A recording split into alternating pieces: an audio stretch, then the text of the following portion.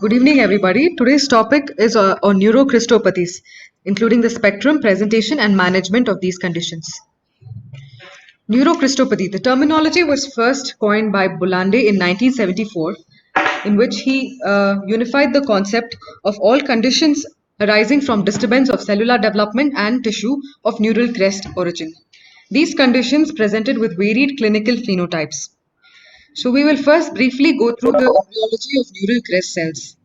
Neural crest cells are those that arise from the dorsal part of neural tube during neurulation, and these are unique cells which undergo epithelial to mesenchymal transformation. And then they detach from the neural tube, shown here, and migrate to specific locations along well-defined pathways. And these are guided by several local factors. And this migration occurs in a craniocaudal wave.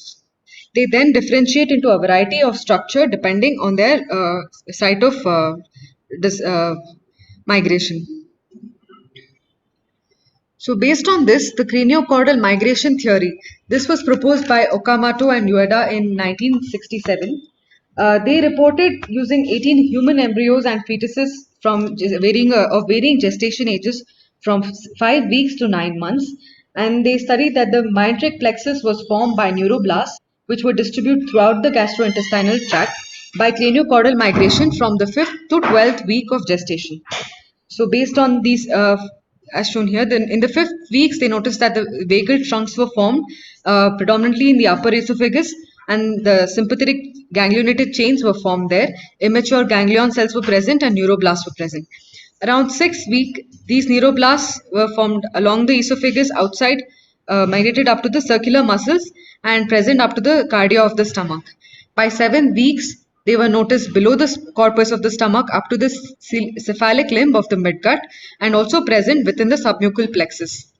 By 8th week, the neuroblasts were present in most of the intestine except the distal colon and rectum, and by 12th week, neuroblasts were present in all parts of the intestine till the rectum and in the submucosal plexus. So this was the theory that based on these findings, they suggested that Hirschsprung disease was a developmental anomaly in which the developmental process, this development migration process, would be seized at various levels. Earlier, the cessation of the migration, longer would be the segment of aganglionosis. So the enteric nervous system is formed by neural crest cells mainly from the vagal region and the sacral region, but majority of it is from the vagal outflow. There's another theory proposed by Nishiyama et al. They demonstrated the transmesenteric migration using time-lapse imaging analysis in mouse neural crest cells. So they noticed that the neural crest cells cross the midgut to the hindgut via the mesentery when the midgut and hindgut were transiently placed adjacent to each other during development. So the neural crest cells took sort of a shortcut from the midgut to the hindgut, and this was glial-dependent neurotropic factor signaling dependent. So the delayed transmesenteric migration could lead to impaired colonization of the hindgut, which can be a part of pathogenesis of Hirschsprung disease, and this could also explain skip lesions, which is rarely seen in Hirschsprung disease. Also, another theory is change of microenvironment, where high laminin levels may be present in the local environment, making the gut non-permissive to migrating neural crest cells. So the neural crest cells, may be cranial or vagal or sacral, as we saw. They differentiate into a variety of tissues, as shown here, including components of the eye, the cranial neurocrest, connective tissues around the eye, optic nerves, muscles of the iris and ciliary body, dermal bones of the skull, conotruncal septum, the pharyngeal arches, cartilages, odontoblasts, dermis of the head and neck, and some cranial nerve ganglia. They also form the peripheral glial cells in the peripheral ganglions, melanocytes, enteric ganglia, Schwann cells, then again pre and paravertebral ganglia, adrenal medulla, and the dorsal root ganglia, neuroblasts.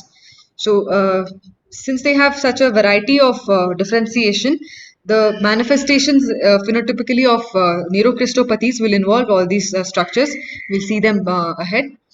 Neurocrystopathies initially were broadly classified into two basic forms, the simple neurocrystopathy or complex neurocrystopathy. Simple included only single pathologic processes, they were unifocal and localized diseases.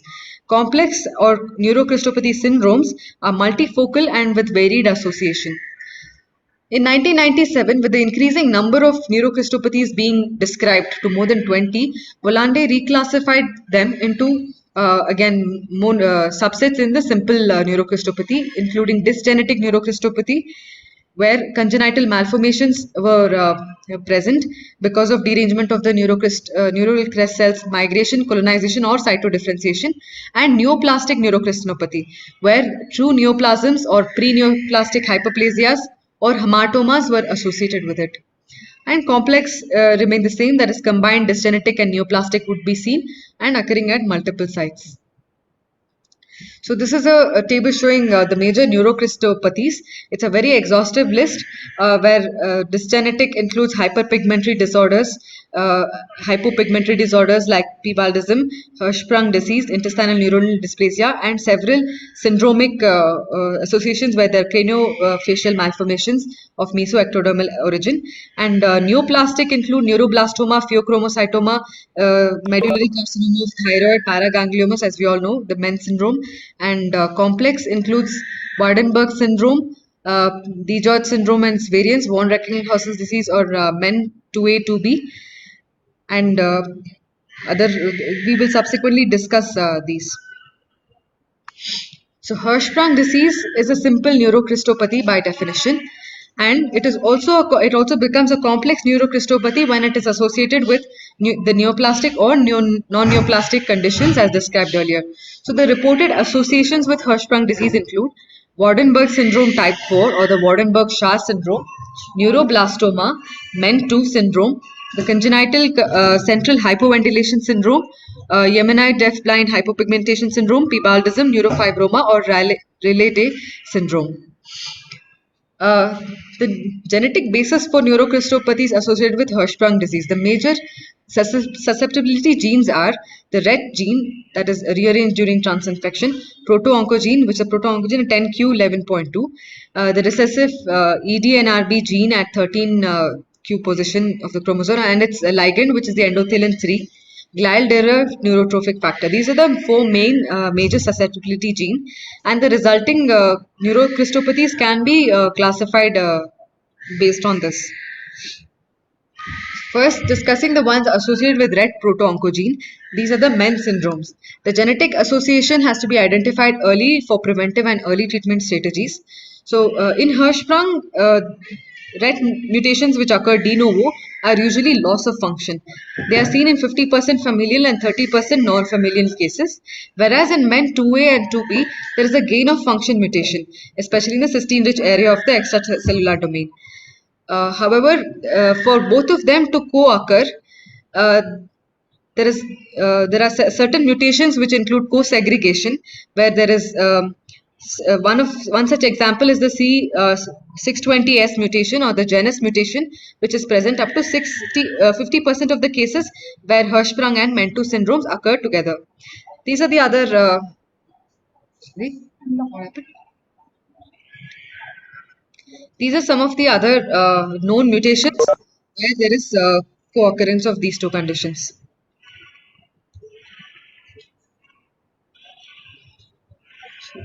Discuss the MEN2 syndromes now. They are most commonly autosomal dominant and they have two subtypes. The MEN2A syndrome is known as the CIPS syndrome. This includes heterozygous mutation in the RET oncogene, and they have characteristic age-related predisposition to medullary carcinoma of thyroid. 70% occurrence by 70 years of age is a way to remember, and pheochromocytoma occurs in 50% of the cases. Parathyroid hyperplasia occurs in 15 to 35% of the cases. In this syndrome, most of them are asymptomatic in the preclinical phase, and prevention mostly is by knowing the family pedigree, genetic analysis, and timely intervention.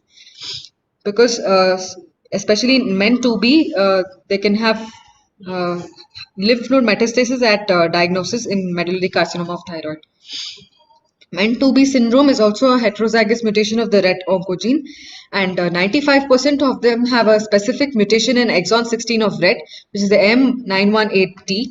This is the most aggressive subtype, and this is a hematoneoplastic syndrome where aggressive medullary carcinoma of thyroid occur without hypoparathyroidism. Pheochromocytoma is known to occur. Mucosal neuromas, thickened corneal nerves are other classical features.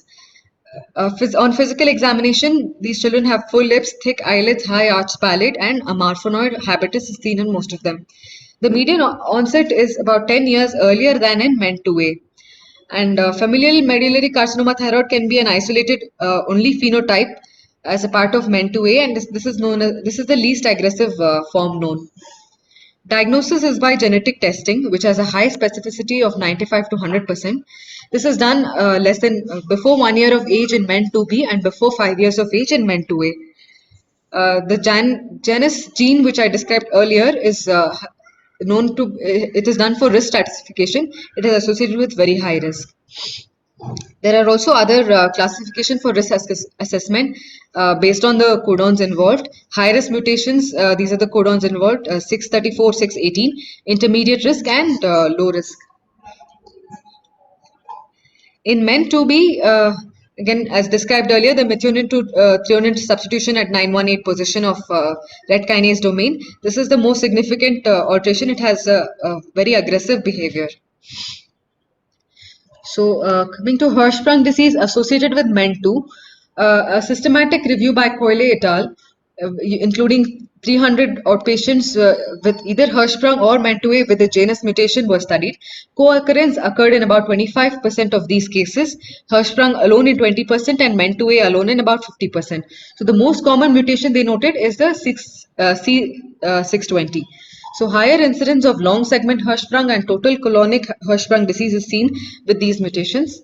That has to be kept in mind. And Hirschsprung associated with men 2B, there's only a single case report of chronic constipation with ganglioneuromatosis and rectosigmoid. So it is a very rare association with men 2B. So treatment of MEN syndrome, the main cornerstone is prophylactic total thyroidectomy of the gene carriers following genetic evaluation. The genotype-based risk stratification is done. They're classified as high risk or moderate risk, and timing of surgery is less than 1 year in men 2B as they have aggressive tumors. Hirschsprung with red abnormalities based on the risk profile. This is how these are the ATA guidelines of 2015 for management. So in the highest risk, which we described in men 2B, it has to be done within the first year of life or the first few months after counseling the parents. And in high risk and moderate risk, in high risk before 5 years of age, and in moderate risk in men 2A, it can be done when follow-up of calcitonin becomes elevated or in the childhood period itself to avoid a lengthy evaluation period. And follow-up is by serum calcitonin levels every 6 months in the first year and annually later. And we also begin screening them for pheochromocytoma at the age of 11. In the moderate risk or low risk, screening is started at 16 years of age. Intestinal ganglioneuromatosis. Ganglioneuromas affect the peripheral nerves in the intestinal wall. These are described with the MEN2 syndrome, or they may occur as an isolated condition and present with pseudo-obstruction.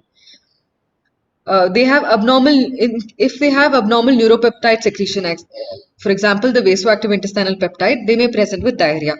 But most commonly are asymptomatic, and they may present also similar to Hirschsprung disease with failure to thrive and abdominal distension. On imaging, we find abnormal haustral patterns, thickened mucosal folds, colonic diverticuli may be present, and defective peristalsis will be seen. On rectal biopsy, massive transmural hypertrophy of nerve fibers are seen, especially among the autonomic ganglia, and increased S100 staining is seen in the mucosa muscularis propria. Ganglioneuromas of the